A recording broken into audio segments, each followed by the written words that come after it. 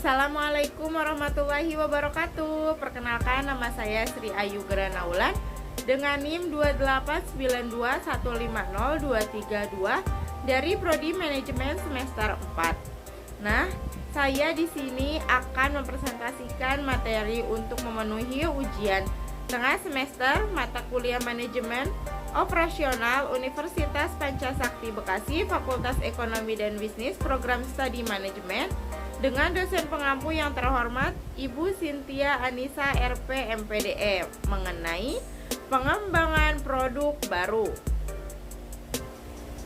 Nah, pembahasan mengenai pengembangan produk baru yaitu pertama ada pengertian pengembangan produk baru, ada tujuan pengembangan produk baru, ada strategi pengembangan produk baru, jenis-jenis pengembangan produk baru, tahapan pengembangan produk baru, ada faktor pendorong dan penghambat pengembangan produk baru, dan yang terakhir ada kesimpulan. Nah, tibalah di pembahasan yang pertama yaitu mengenai pengertian pengembangan produk baru. Apa sih itu pengembangan produk baru? Pengembangan produk baru merupakan suatu proses perubahan yang dilakukan terhadap produk yang sudah ada, sekaligus proses pencairan inovasi untuk menambah nilai terhadap barang lama dengan mengkonversikannya ke dalam produk tersebut. Dengan dilakukannya pengembangan produk baru ini, artinya perusahaan sudah paham dan mengetahui terkait kebutuhan dan juga keinginan pasar. Lalu, produk yang lama atau menambahkan kegunaan tersebut kepada target pasar ini, artinya kamu perlu menyajikan unsur-unsur yang dapat memikat hati pelanggan. Sedangkan menurut para ahli, menurut Gary Armstrong, pengembangan produk adalah menciptakan produk asli, hasil pengembangan produk, modifikasi produk, dan barang baru yang dikembangkan perusahaan melalui upaya penelitian dan pengembangan itu sendiri. Sedangkan menurut Chopanian Asauri, pengembangan produk baru adalah kegiatan atau aktivitas yang dilakukan dalam menghadapi kemungkinan perusahaan ke arah yang lebih baik, sehingga bisa lebih menguntungkan perusahaan tersebut dengan inovasi-inovasi kreasi baru yang akan diluncurkannya. Nah, yang kedua ada tujuan dari pengembangan produk baru. Yang pertama, untuk memenuhi kebutuhan yang baru dan memperkuat citra perusahaan sebagai investor. Yang kedua, mempertahankan daya saing dengan produk yang sudah ada. Yang ketiga, memenuhi kebutuhan dan keinginan konsumen. Yang keempat, menambah omset atau meningkatkan penjualan untuk memberdayakan sumber produksi. Yang kelima, memenangkan persaingan dengan produk yang sudah ada. Yang keenam, ada meningkatkan profit dengan cara menggunakan bahan yang sama. Yang ketujuh, mendaya gunakan bahan-bahan yang masih tersisa. Yang kedelapan, mencegah konsumen merasa bosan. Dan yang terakhir ada menyederhanakan kemasan produk. Nah, tadi ada pengertian dan tujuan, sekarang ada strategi pengembangan produk baru. Bagaimana sih strategi yang dilakukan untuk mengembangkan suatu produk baru? Yang pertama ada meningkatkan produk yang sudah ada. Yang kedua, meningkatkan nilai produksi. Yang ketiga, ada percobaan, menawarkan seperti contoh sampel produk gratis yang akan membuat hati pelanggan ingin membeli produk yang baru. Yang keempat, spesifikasi dan kesesuaian. Yang kelima, penawaran paket. Yang keenam, mengubah gagasan ide. Dan yang terakhir ada target pasar baru. Nah, di sini juga ada jenis-jenis pengembangan produk baru. Menurut Keller Coulter, ada beberapa jenis strategi pengembangan produk baru, diantaranya yaitu memperbaiki produk yang sudah ada sebelumnya. Berarti perusahaan harus menggunakan fasilitas serta teknologi yang sudah ada untuk menciptakan inovasi baru dan memperbaiki produk lama. Dengan menggunakan cara ini, perusahaan tidak akan mendapatkan resiko yang besar karena mereka hanya perlu melakukan perubahan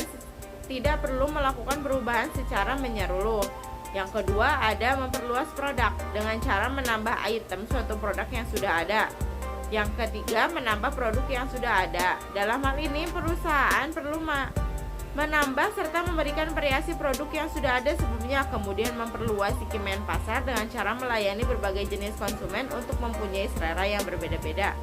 Yang keempat, meniru atau memodifikasi strategi kompetitor. Cara ini dilakukan untuk meniru dianggap akan menguntungkan, misalnya tentang penetapan harga.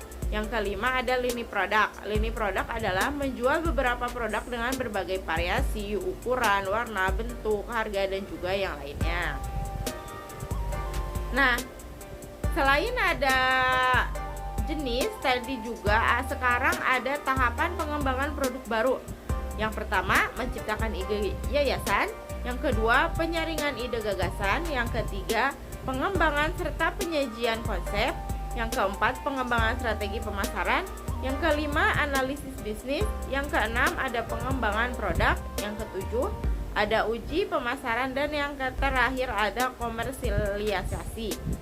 Hasil dari ujian marketing harusnya sudah mampu memberikan paparan berkaitan dengan spek terhadap produk tersebut. Nah, materi yang terakhir yaitu ada faktor pendukung dan penghambat dari pengembangan produk baru. Apa sih faktor pendukung dari pengembangan produk baru? Yang pertama ada pengembangan teknologi, ada perubahan selera konsumen. Yang ketiga ada persaingan. Yang keempat ada kapasitas produk berlebih. Yang kelima ada sering menciptakan produk atau siklus produk yang pendek. Yang keenam adanya keinginan untuk meningkatkan laba. Nah, sedangkan faktor penghambat dalam pengembangan produk baru, yang pertama ada kekurangan gagasan mengenai produk baru yang penting di bidang tertentu. Yang kedua, pasar yang terbagi-bagi karena persaingan yang sangat ketat. Yang ketiga, mahalnya proses pengembangan produk baru. Yang keempat, ada kekurangan modal. Yang kelima, waktu pengembangan yang lebih singkat. Dan yang terakhir, ada siklus produk yang lebih singkat. Setelah produk berhasil, pesaing akan cepat banyak yang meniru. Nah, itulah pengertian dan pembahasan tentang pengembangan produk baru. Jadi kesimpulannya adalah pengembangan produk adalah upaya perusahaan untuk senantiasa menciptakan produk-produk baru serta memperbaiki atau memodifikasi produk-produk lamanya agar dapat selalu memenuhi tuntutan pasar dan selera konsumen. Proses pengembangan produk baru biasanya dibagi menjadi beberapa tahap fase langkah. Kegiatannya dimulai dengan menyusun ide produk baru, meneliti, merencanakan, merancang, menguji sebelum meluncurkan ke pasar. Lalu contoh inovasi produk adalah orang operator seluler yang menambah inovasi dengan menambahkan atau meningkatkan kualitas kamera. Kamera sangat penting ada akhir-akhirnya, terutama di media sosial yang sedang berkembang. Nah, itulah materi tentang pengembangan produk baru. Semoga bisa bermanfaat untuk kita semua. Mohon maaf apabila ada kesalahan, salah kata atau salah yang saya ucapkan. Terima kasih atas perhatiannya. Wassalamualaikum warahmatullahi wabarakatuh.